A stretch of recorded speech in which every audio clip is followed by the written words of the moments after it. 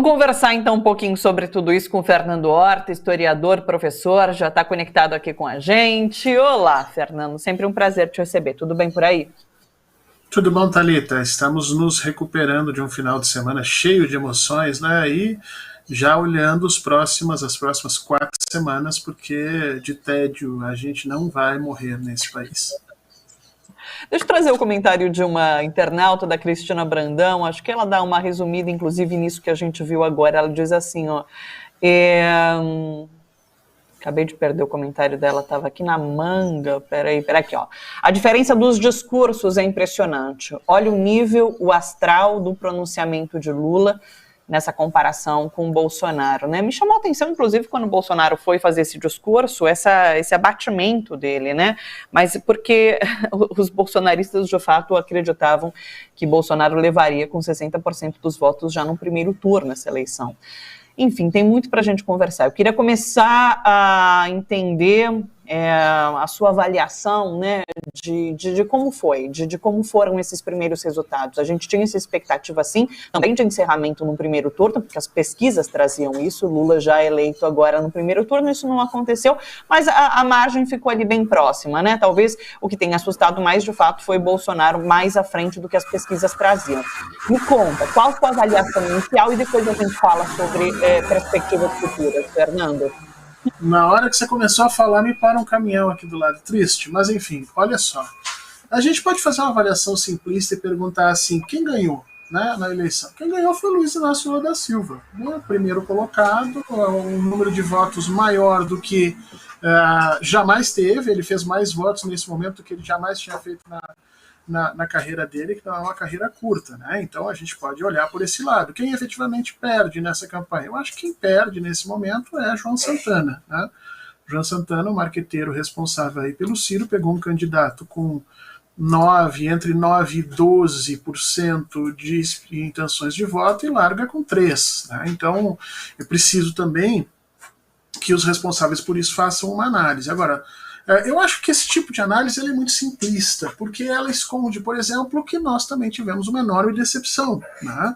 Não porque o Lula não venceu no primeiro turno, porque isso estava na margem de erro dos institutos. Em nenhum momento os institutos afirmaram com certeza que haveria vitória de Lula. Haveria uma possibilidade. E efetivamente, acho que ao final das pesquisas ele ficou com 48 e alguma coisa, né? 48,3, 48,4. E, portanto, faltou 1,5 ponto para que efetivamente se ganhasse no primeiro turno. Esse 1,5 ponto está dentro da margem de erro. O que nos choca foi o outro lado, né? Foi institutos nos darem uma posição de que Bolsonaro se consolidava em algo entre 31% e 37%, 38% no máximo, e quando se abrem as urnas nós vemos alguém com 43 alto, né? 43 e alguma coisa por cento dos votos. Então o que nos choca nisso é percebermos que para uma parte significativa da sociedade brasileira, mais especificamente para quase metade da sociedade brasileira, os 700 mil mortos da pandemia, os mais de 15 milhões de desempregados, os mais de 13 milhões de indivíduos desalentados, a fila do osso, o autoritarismo, né, todo esse processo de corrupção instaurado em volta, nada disso significa ou tem qualquer tipo de significação mais importante, de tal sorte que eles continuam a elegê-lo. E o pior, isso sim chocou muito a gente, né, foi perceber que todas as pessoas do círculo íntimo do presidente acabaram tendo um salto monstruoso nos votos e se elegendo. Né? Então você tem ali Damares Alves, você tem ali o astronauta, do Marcos Pontes, você tem ali o próprio Tarcísio, você tem quem mais? Carla Zambelli. Então isso realmente nos choca, isso nos impressiona. Tem muita gente falando sobre o voto útil e o voto envergonhado, né? Havia uma expectativa do voto envergonhado migrando para Lula. O que os analistas têm dito agora é que, de fato, esse voto foi para Bolsonaro. São essas pessoas que, apesar de Bolsonaro ser um incentivador da violência, do uso das armas, um misógino, essas pessoas fazem esse voto envergonhado nele, né? Então eu queria te ouvir sobre isso. Você acredita que houve essa migração do voto envergonhado para Bolsonaro e do voto útil, apesar de Lula ter trabalhado bastante nessas últimas semanas, principalmente por esse voto útil? Parece que houve uma migração também para Bolsonaro. Como que você vê isso, Fernando? Os dados ainda são ruins para a gente dizer isso, tá? Porque a gente pode olhar o cenário e dizer, não, o Ciro perdeu 2% e o Bolsonaro aumentou 2%, a Tebet perdeu 2%, mas não nada nos garante que esses dois foram os dois que foram para lá. Essa relação não está explicada simplesmente porque você olha os números, tá? Então vamos com cuidado com isso. Agora, que houve um voto envergonhado, houve. O que a gente tem que discutir é vergonha do que a população brasileira tem. Nós imaginávamos que era uma vergonha da incivilidade, do autoritarismo, da ignorância, da anticiência, do desastre na economia, dos 700 mil mortos. Então, nós cultivávamos uma ideia de um Brasil virtuoso, de um Brasil que tinha vergonha das coisas que Jair Bolsonaro apresentou. Mas, em realidade, nós vimos um voto envergonhado, mas era uma vergonha de ter como presidente um nordestino, uma pessoa que não tem curso superior, uma pessoa, né, que tinha de alguma maneira uma história de luta pelas populações mais pobres. A vergonha que grande parte da população brasileira mostrou não foi contra Jair Bolsonaro, não. Aliás, os crimes que Jair Bolsonaro comete, ou que eventualmente poderia ter cometido em função da quantidade de denúncias sobre ele, parece que não impactam parcela dessa população. Agora, serem governados por um metalúrgico, serem governados por alguém que vem do Nordeste, não necessariamente é um homem branco, bem-sucedido, do Sudeste ou do Sul, essa é a vergonha que se apresentou nas urnas, e isso é que nos choca. Então, que o voto envergonhado aconteceu. O que nós temos que tentar entender é que vergonha que o Brasil tem de si, o que cada um desses eleitores gostaria de ter evitado. E me parece que, nesse momento, essa análise nos é muito desfavorável, porque nos mostra um Brasil extremamente egocêntrico, um Brasil branco, um Brasil elitista, um Brasil que tem nojo das suas diferenças, um Brasil que vira as costas para as pessoas que mais necessita, e um Brasil que não consegue se ver como um país efetivamente, mas sim como um punhado de indivíduos que manda num outro punhado de indivíduos um pouquinho menor. Fernando, falando sobre Congresso e composição, né? Você citou aí o Senado com alguns nomes que surpreendem, mas são preocupantes. A gente vai ter um novo perfil de fato no Senado, né? Agora, a Câmara dos Deputados tem excelentes nomes, né? Que chegam até ali pela primeira vez. A gente vai ter Guilherme Boulos como deputado mais votado. A gente vai ter duas mulheres trans também fazendo parte ali da composição. A gente tem, assim, mulheres negras, né, que chegaram, inclusive, 3 mulheres trans, assim, está me soprando aqui. A gente tem mulheres negras que vão para câmaras estaduais e a federal também, e a gente tem o PT aumentando bastante também o número de deputados, a bancada ali como um todo, né? São pontos positivos? Você enxerga como pontos positivos desse pleito? Sim, Thalita, como simbologia para nós na esquerda é maravilhoso, quer dizer, há a percepção de que as nossas pautas estão se diversificando, e isso realmente é uma coisa boa. Nós termos colocado 3 mulheres trans, nós temos colocado mais mulheres negras, nós temos feito tudo isso, é essencial do ponto de vista da simbologia, do ponto de vista da representação. O problema é que a nossa diversificação de pautas não está servindo para agregar votos. Em realidade, o que nós estamos vendo é que nós estamos dividindo os votos que já estavam em outras pautas, e nós vamos, em grande medida, não fazendo dessa diversificação de pautas um aumento efetivo de representação na população. Quer dizer, hoje nós temos, se nós compararmos, dos 513 deputados que nós não temos sequer 1/3. Quer dizer, na prática, sem algum tipo de coalizão maior, a esquerda não é capaz de sequer se defender de um golpe parlamentar como nós vimos contra a Dilma, porque eles têm 2/3 hoje da Câmara na mão. Então, do ponto de vista, se nós estivéssemos pensando o Brasil, né, num início de luta, vamos começar a pensar agora a nossa política, seria excelente. Essa diversificação de pautas atenderia a todas as nossas necessidades nesse momento.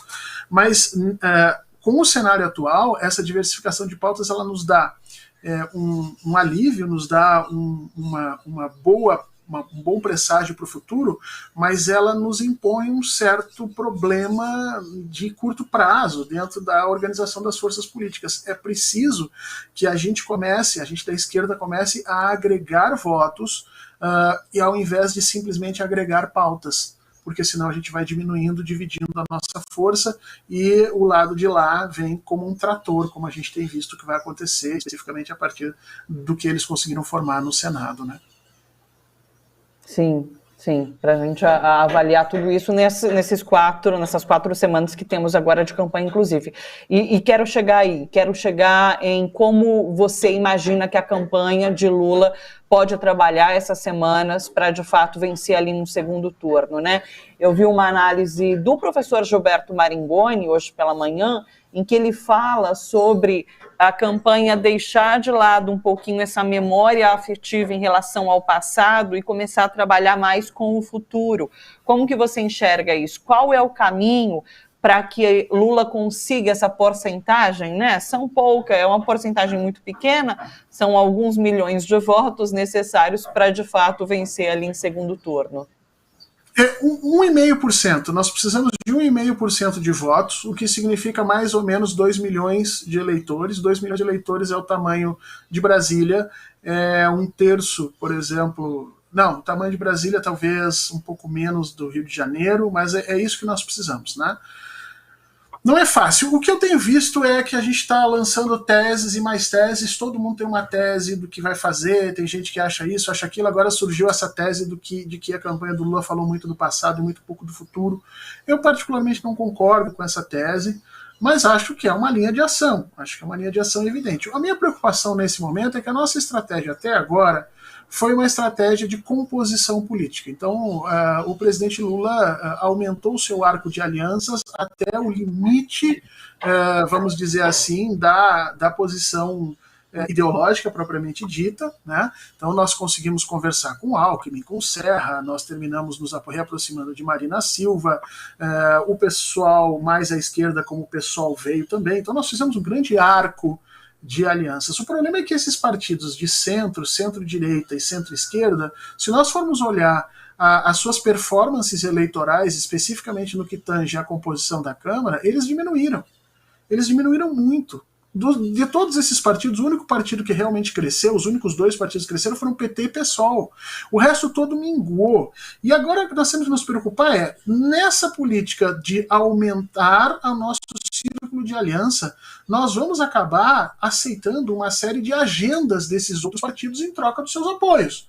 Mas a questão esses votos que supostamente estão com esses partidos se converterão em votos a Luiz Inácio Lula da Silva? E eu tenho dúvida disso. Com um centro esvaziado, Thalita, com um centro que cada vez menos tem capacidade de sustentar a si próprio enquanto centro, qual é o tipo de poder político ou de apoio político que esse centro pode nos dar em troca de nós recebermos as demandas e as agendas dele? A minha preocupação é que haja uma disfunção muito grande entre o que esses partidos de mais ao centro venham a exigir como recompensa política pelos seus apoios e a efetiva transferência e capacidade de transferência de votos que eles efetivamente têm. Nós temos que nos perguntar, essa Tebet, vamos dizer assim, diminuída nesse finalzinho de campanha, ainda que ela apoie Luiz Inácio, que tipo de transferência e quanto de transferência nós estamos falando? Ciro Gomes, depois de tudo o que ele perdeu de votos, o quanto de transferência é possível, né? E aí nós raciocinarmos em cima disso, ou seja, nós temos que repensar. Eu particularmente acho, Thalita, que em momentos de tremenda polarização como nós estamos, a melhor alternativa é polarizar em oposição. Então, ao invés de caminharmos em direção ao centro, eu acho que nós precisávamos nos caminhar em direção a pautas cada vez mais de transformação da população de forma direta e menos nesses acordos que vão nos, vamos dizer assim, tirar muito espaço de ação política em caso de um primeiro governo. Tá sem som. Não sei se você reparou, eu estou com a obra aqui em cima, né, no apartamento de cima, e daí eu mutei aqui um pouquinho, mas já pararam com o barulho. Você acredita, Horta, que a gente consegue esse 1,5% sem os votos de Tebet e Ciro? A gente consegue tirar esses votos de outro lugar, por exemplo, realmente, passando a talvez ir mais para a esquerda, oferecendo pautas mais propositivas? É possível na sua avaliação? Nós temos dois caminhos, né? Nós temos o caminho de conseguir esse 1,5% e nós temos o caminho de não permitir que Jair Bolsonaro consiga os 6% que ele tem de diferença para a gente. Os dois caminhos são válidos e eu acho que os dois caminhos têm que ser atacados da mesma forma. Então, o que nós vamos trabalhar é exatamente, a partir de agora, ser uma campanha muito mais direcionada a Jair Bolsonaro, explicitando o que ele é. Aliás, eu até comentei contigo, né, quando ele falou ali no cercadinho que ele achava que o mais importante era falar sobre a pandemia. Eu fiquei pensando, é isso mesmo, Bolsonaro, fale sobre a pandemia. Nós adoraríamos que você falasse sobre a pandemia, porque isso vai mostrar efetivamente que ele não tem absolutamente nada a dizer de produtivo nesse processo. Então esse é um caminho. O outro caminho é onde agregar esse 1,5%. E eu tenho a impressão que nós, da esquerda, batemos no teto de aceitação de uma sociedade conservadora, racista, machista, elitista, brasileira, como nós temos hoje. Nós batemos no teto. Esses 48% de apoio que Luiz Inácio Lula da Silva teve é o apoio que nós vamos conseguir desses grupos que nos são historicamente antagônicos. E, portanto, se nós precisamos de 1,5% agora, esse 1,5% tem que ser buscado entre as mulheres negras, entre as pessoas da periferia, e tem que ser buscado em locais onde nós já temos uma vantagem bastante grande, onde o nosso discurso já é aceito, e a gente trabalhar com os recalcitrantes, com os ainda indecisos nesses espaços. Eu acho que é o caminho mais fácil. E por isso que eu acho que esse é um momento de radicalização. É um momento do presidente Lula voltar a ser o velho e famoso presidente Lula do chão da fábrica, o homem do discurso, o homem que luta pelo trabalho, o homem que luta pela diminuição da desigualdade, mais esse homem do que o grande estadista que é capaz de compor com forças de diversas posições no cenário brasileiro. Eu acho que o Brasil está precisando do velho e bom metalúrgico e daquele discurso forte de transformação que ele vinha trazendo dentro de um cenário polarizado. Veja que até Jair Bolsonaro, dentro do seu cercadinho, reconheceu que o povo brasileiro quer mudança, né? Ele mesmo reconheceu. E o argumento dele é, não, mas às vezes as mudanças não vêm para bem. Jair, nós vamos mostrar que a mudança vem sempre para bem. Deixa eu acrescentar uma fala aqui na nossa conversa, que é a de Geraldo Alckmin ontem na Avenida Paulista. Alckmin veio com um discurso muito otimista, assim, super positivo, dando um gás interessante, sendo de fato um contraponto muito grande a Bolsonaro que a gente vê ali naquele cercadinho, né? Então roda pra gente, vamos ouvir um pouquinho do que disse Geraldo Alckmin ontem. Uma alegria nessa noite festejarmos presidente Lula, primeiro lugar, falta 1,8. Vai ter 2 vitórias. A campanha foi muito bonita no Brasil inteiro. Parabéns, presidente Lula. Sua liderança, seu carisma com a população. Agora vamos unir todos os democratas do Brasil, todos unidos, para a gente vencer a mentira, vencer o ódio, voltar democracia, emprego, desenvolvimento. Dia 30 de outubro, resgatar o Brasil. Lula e Haddad.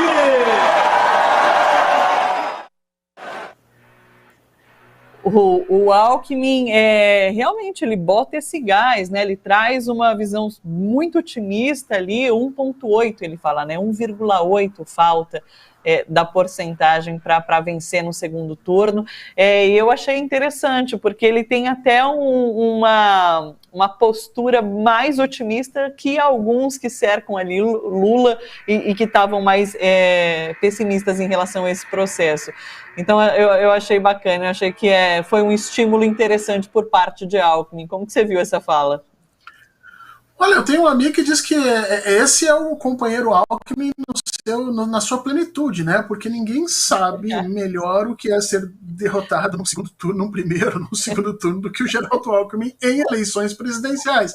Quer dizer, do ponto de vista da sua experiência, ele vem por cima de todo mundo, batendo nas costas e dizendo, olha, gente, não terminou ainda. Ele fez esse mesmo papel de forma muito bonita, logo no início da fala do presidente Lula, ainda lá no comitê de campanha, né? Ele toma a fala pela primeira vez na frente e diz, olha, nós ganhamos. E esse é um ponto importante, alguém que olhe para isso e olhe de forma racional, porque realmente os ânimos ficaram um pouco abalados, né? Mas ali ele traz essa verve, e todos os que estão acompanhando a campanha estão dizendo efetivamente que o companheiro Alckmin entrou de mala e cuia, como se diz no Rio Grande do Sul, né, na campanha. Agora, a gente não pode deixar de perceber também que um dos pontos significativos para essa anomalia que sai das urnas, se nós compararmos com o que vinha sendo nas pesquisas, foi exatamente o voto do interior de São Paulo, né? O voto do interior de São Paulo, que de alguma maneira parecia que estava encaminhado, ou pelo menos encaminhado numa proporção um pouco mais igualitária em favor de Luiz Inácio Lula da Silva, e que isso acontecia efetivamente pelo trabalho político de Geraldo Alckmin, parece que no último momento se mostrou um pouco mais difícil do que se imaginava. Quer dizer, São Paulo especificamente acabou não dando aquele nível de voto que as pesquisas vinham colocando, e alguns determinam que isso teria sido então o interior de São Paulo, já que na capital o presidente Lula venceu, né? Mas que o interior de São Paulo teria sido o velho, famoso interior conservador de São Paulo, e ali teria se dado grande parte dos votos em direção a Jair Bolsonaro. Talvez Geraldo Alckmin precise também pensar em estratégias para como reverter isso. Ele, que durante toda a sua vida política foi sempre muito beneficiado, né, muito partícipe em termos de política, de força política com esse interior do estado de São Paulo. Exatamente. Quero conversar daqui a pouquinho com o Conde sobre eleições estaduais, e daí quero trazer São Paulo para a gente falar sobre essa força de Tarcísio, né? O interior votou ali maciçamente em Tarcísio, ali na capital parece que a Haddad teve uma certa vantagem, mas vamos falar sobre isso depois. Horta, muito obrigada pela parceria, pelo seu carinho de sempre comigo, especialmente, e com o Bom para Todos, viu? Pra gente foi um super ganho ter você aqui todas as segundas ficaram mais interessantes, e abrilhanta aqui o nosso começo de semana, viu? Quero agradecer demais. Esqueci de falar sobre o que esperar da semana. Antes de eu me despedir, me fala, o que a gente tem que esperar da semana? A gente tem que ver até o final da semana. Ciro e Tebet se comprometeram em se manifestar, né? A gente não pode esperar mais do que isso. Eu acho que até uma semana é muito tempo. Eles deviam ter que se manifestar até quarta-feira no máximo, porque nós estamos perdendo tempo, a campanha não para. E acho que dali deve vir uma relação entre o que nós vamos ganhar e o que nós vamos ter que ceder para obter esses apoios. E a gente tem que pensar muito em relação a isso, né?